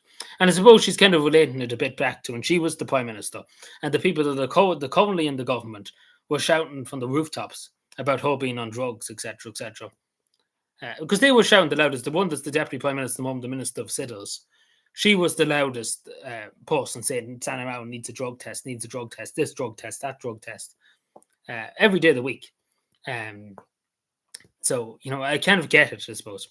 I do think that's in her head. I don't know, again, we won't know. But particularly that comment, and no journalist really asked her since about it, that she said is not appropriate for me to comment on the current Finnish government's agenda, basically. Even though she did say, she did say about when the banned strikes, basically. Well, they didn't ban it, but they limited the rights of people to strike in Finland. She did put up a tweet saying it's reprehensible that a government would do such a thing to, basically forbid strikes, really, to ban people from striking, looking for their rights, etc., etc. And obviously, I agree with that too, with Sandra Mount's opinion on that. It shouldn't be done. But she did say that's the only time I ever seen a comment on the Corn-Finnish government. But to be honest, she really had to comment on that stage because they were literally invoking the right for people to strike. So I kind of understand why she commented on that one because it's extraordinary for a government to do that. Even the Irish government hasn't done that, like literally to ban strikes. And as we see now, at the moment, the Corn-Finnish government are finding people €200 at an anti-government protest. Not even the Irish government have done that yet. Not yet. Give them time, but they might learn from the Finnish government. But she might probably come out and say something about that. But I do think she's been very harsh with Sanna Mountain. Like I understand with Israel, like it is a tragedy what's happened. I'm not going to sit here and say everything's peaceful over there. Nothing's happened. There's war crimes being committed. There's children being killed. There's innocent people being slaughtered in their thousands. But at the end of the day, and this is the thing, Sanna Mountain is not going to. Israel is not going to listen to Sanna Mountain. Nobody's going to basically they're not going to listen. Benjamin Netanyahu doesn't care about who criticizes him, who shouts about him. He's going to do his own thing. Joe Biden, the only fellow that has any power to stop anything in the Middle East at the moment is Joe Biden if he stops giving weapons to Israel, etc., etc. That's the only way to start. That's the only way he can stop it. It's Joe Biden. Sanna Mountain is not even the prime minister. If she was prime minister, I'm sure she would speak from the rooftops about it. But in her opinion, I suppose in her head, and I suppose not speaking on behalf of her, but that she doesn't have the authority basically to come out and because particularly everybody would associate people in the other parts of the world, in the rest of Europe too. As soon as they hear Sanna Marin, they're associated with the prime minister, being prime minister of Finland, etc., etc. And they say that's the Finnish government's line. Whatever Sanna Marin says is the Finnish government's policy, if that makes any sense. So I presume that's why. She probably will talk about it soon. I say she will because she particularly commented. And literally only a few hours after this post, Sanna Marin acknowledged some of it. But I do think, and I don't think she's been like, I don't think Sanna Marin will take money from the Israeli state to be quiet. I know some people have suggested that. I don't think so. I don't think she would do that. Simple as that. I don't think she would. If she's going to say something, she's going to say it. And that's what it is. But at the end of the day, even if she did criticize Israel in the morning and say they're the most evil people in the world, it wouldn't really change anything, basically what I'm trying to say. Of course, yeah, she needs to, as a very high profile, it's probably the most famous person in Finland in the last 80 years, I would say. It is an omen there for her to speak out and to be counted, I suppose, to say that we need to put an end to this. There needs to be peace. There needs to be understanding. I do agree with that. That she does have an omen there, the same as any politician, to try and see the suffering end, and children being killed and women being killed, etc., etc. There's an omen there on the politician, of course. But at the end of the day, Sanna Marin is not going to change anything because Israel is not going to care. Even if Sanna Marin said the worst things imaginable with Benjamin Netanyahu or the Israeli state, etc., etc., they simply would just ignore. They wouldn't care less. And I suppose we won't know until Sanna Marin, but looking about what I suppose she said before, judging on that, particularly with the Corn-Finnish government, she said it's not appropriate for me to comment on. Not so much that it's appropriate this, but I don't think she feels like she has the authority to speak on behalf of the Finnish people on it. That's what I suppose she was trying to say. Even though she's helping Ukraine, for the Tony Blair Institute, she's designated to help Moldova and Ukraine. She's helped Moldova join the European Union, take for example. But I don't know. I digress. But good night, Golden Time. So I don't know, but again, I could be wrong, but I'm only going by what I know about Sanna Marin and what she has said. See, that's why it's important for a book to come out in September. So there'll be some kind of some kind of thing to reference, I suppose, in the way. But yeah, there's whole response to it here, as I say. This was Sanna's response. No one would be happy with it. Then, maybe the translation might be good, but to address world conflicts, peace, and human rights, equality, and climate change. I'm talking about these things in the world myself. So straight away, like literally, with only maybe an hour of the thing being posted, she addressed it. Um,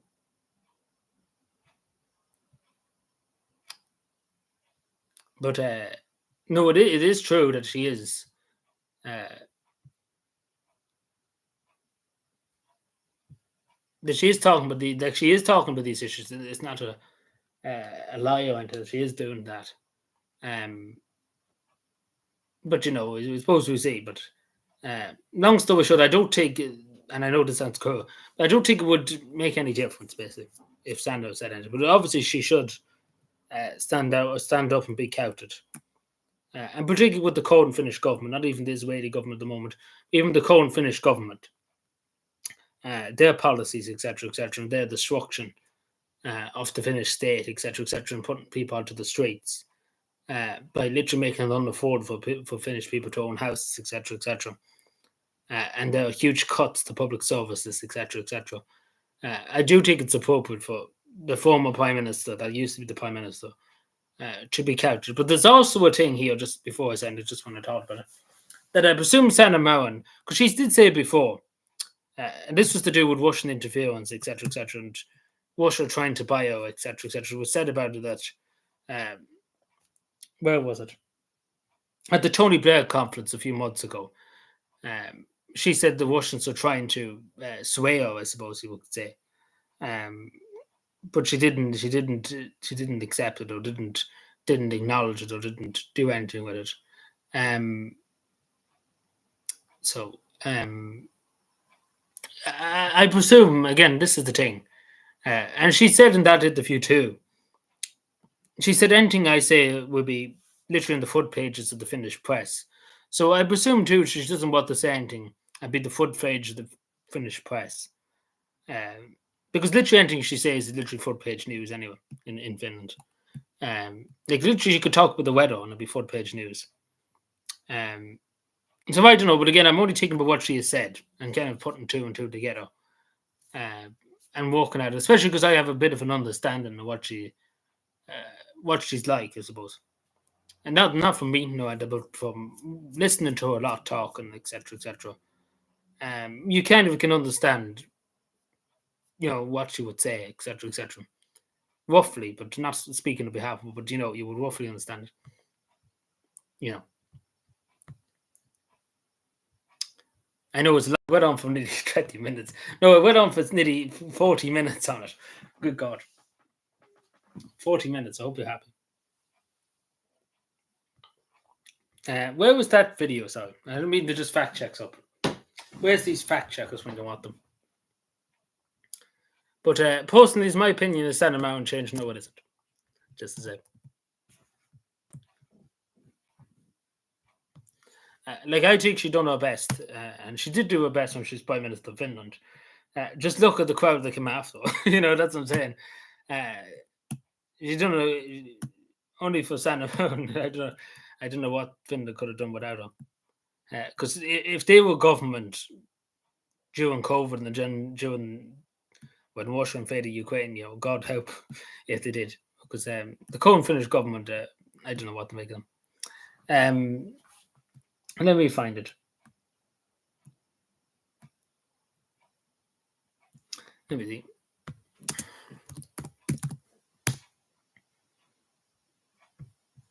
Just want to find this one particular quote. It's hard to remember every. I remember majority of what she said. Everything.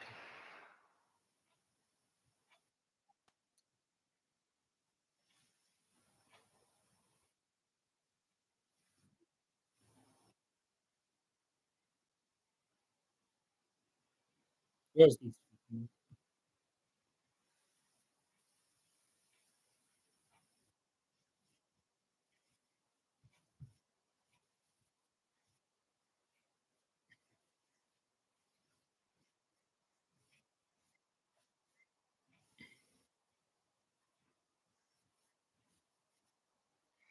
Hmm.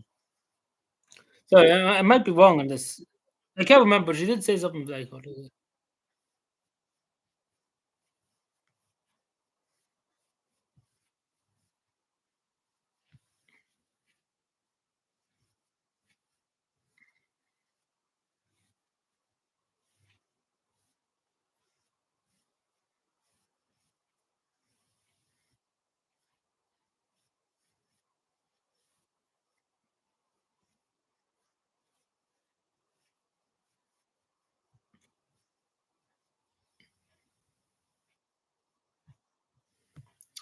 Uh, yeah, it doesn't matter. No, I know people wouldn't be interested, but I know a good bit about it, so I know it's such. Imagine an Irish YouTuber talking about a finish. Like it's insane. But no, but just I don't know if you probably can hear it. Also, Deputy Breed Smith. Um, um, just with no, you probably won't hear the video, but you can read the subtitles. Is that okay? Can you see? Yeah.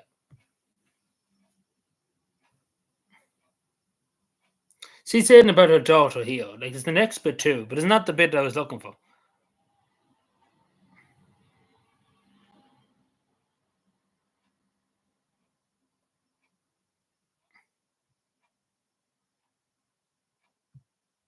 Like she says here too, and this is the thing. Going back to when her husband was saying too, when it was said by one of her friends about her husband wasn't too keen to be prime minister. And to be totally honest, again, she took a day to decide did she want the job or did she not? Because again, it's a huge responsibility too, especially for a woman at 34 that only had a baby 3 years before that. Um, you know, especially because they say, as it said in the article too, she wanted another child. So uh, but it was particularly here because she's basically just said it. She didn't really want it in a way. Yeah.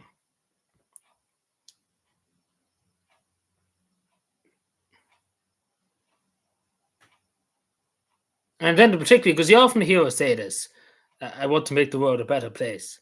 So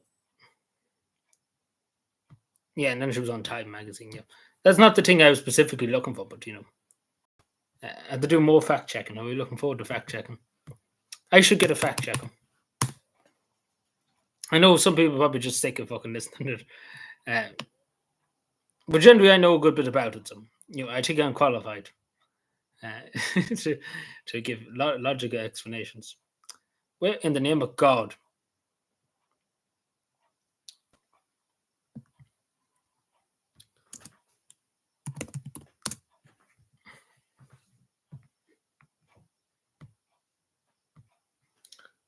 Maybe I had the wrong video that time, but it's a specific one I'm looking for. I'm trying to find now.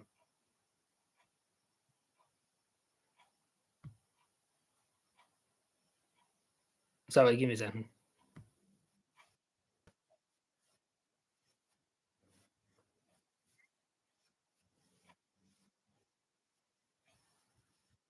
Yeah, this was it. Yeah, sorry. Yeah, this was it. Sorry, I had the wrong. I knew she said it, but I didn't remember whereabouts she said it. Now I know. It's stupid. You might think I'm stupid. I'm not that stupid. Um, See, here it is here. So this was on Reuters. Yeah,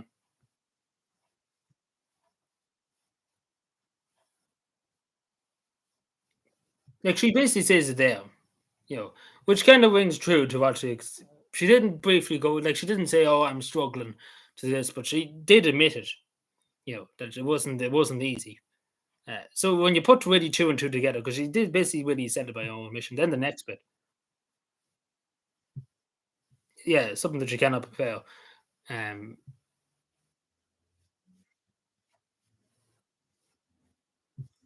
she often says that thing too. You often hear human being. Um,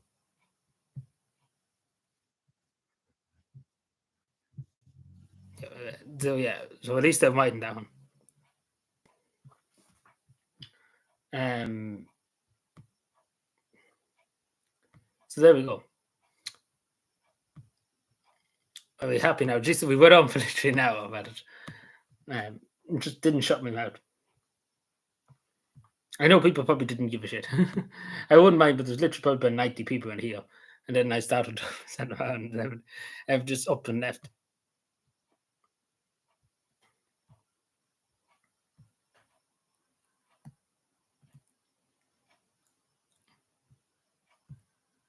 There's one more thing about the show before we go tonight.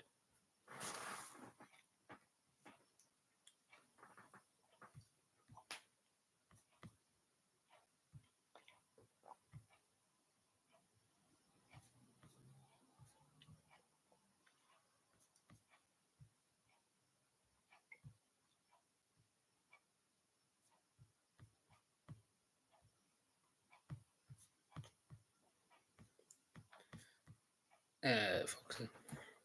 Go looking for this now.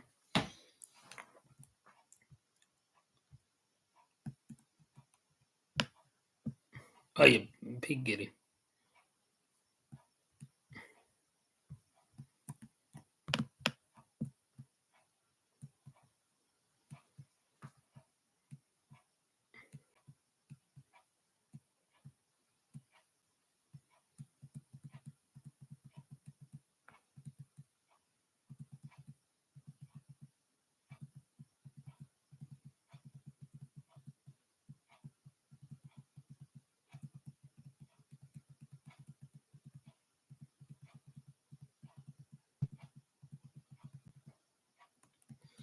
They send it to like, see, this is the worst thing in the try to find things.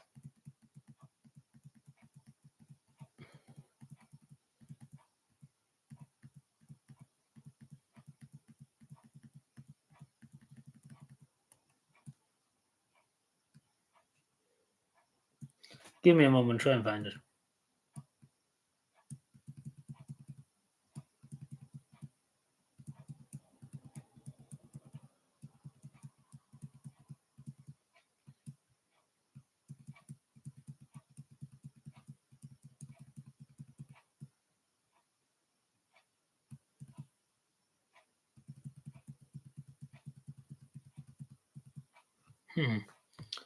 Wonder where the fuck they put it.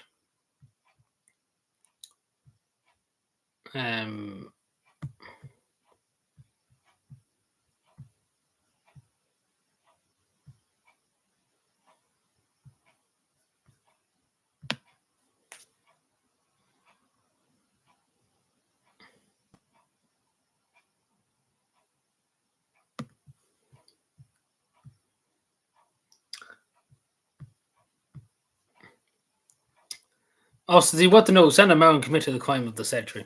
You want to know? Do you know what? Do you want to know what she did? Like, it's a heinous crime. It's worse than the bike shed. Like, do you want to know what she did? Because she's going to be brought up to court and this and everything. That's extremely dangerous. Yes, it finished spy. Yeah.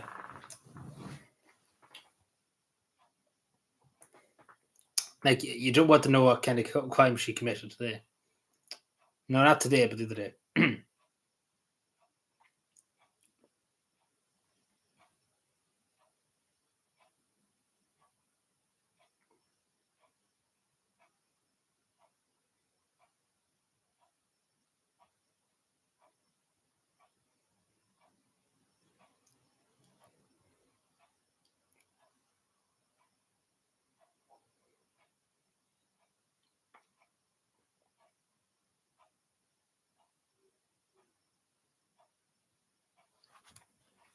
Does anybody want to know what kind of crime she committed? What heinous crime did she commit? Anybody want to have a guess?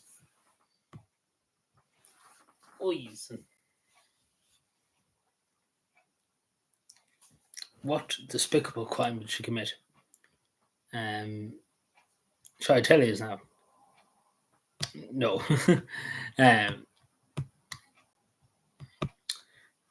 She was riding a bicycle on the footpath. So here's the road, here's the footpath. So this, funny enough, I actually seen this street in Helsinki.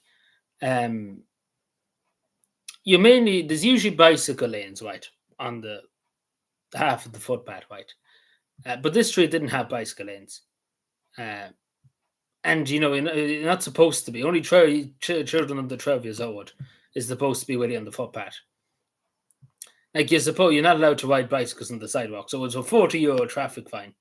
So the crime of the century. Like, riding the bike. I hope she's not buying a bike shed for £300,000. But this is the crime of the century. I'm sure you would agree, Sean. Like, this is worse than anything that ever was done here in this country. Riding the bicycle on a footpath. That's a €40 fine. But they haven't fined her.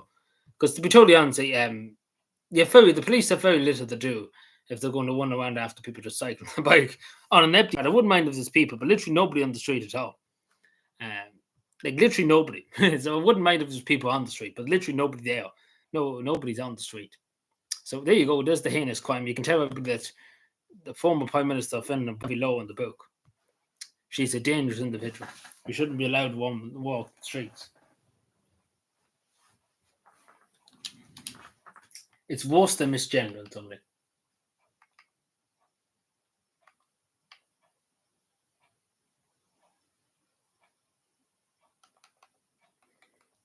I bet you wouldn't expect that one out of that heinous crime. It's so surprising.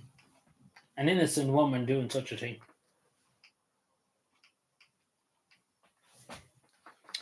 Is that right? We'll be soon going now, just to say, I know we're on for a long time bullshitting, 5 few hours. But there we go.